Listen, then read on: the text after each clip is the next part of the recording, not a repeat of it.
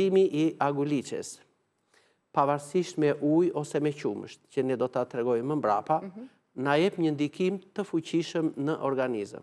Atëherë, përfshi këtu edhe qetësimin e sistemit nervor, ndonjë ankth, ndonjë stres, por njëkohësisht edhe pagjumësinë.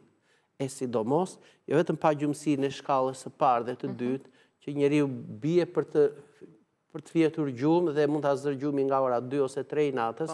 Ose ka zime të erëpaseshme. Ose ajo është e shkallës së gradës së 3-të, 4-të, kur na prishet gjumi në mëngjes herët, por ne themi edhe tek një njeri që ai sikur vuan për të patur një gjumë të rehatshëm 4-5 orë në natë.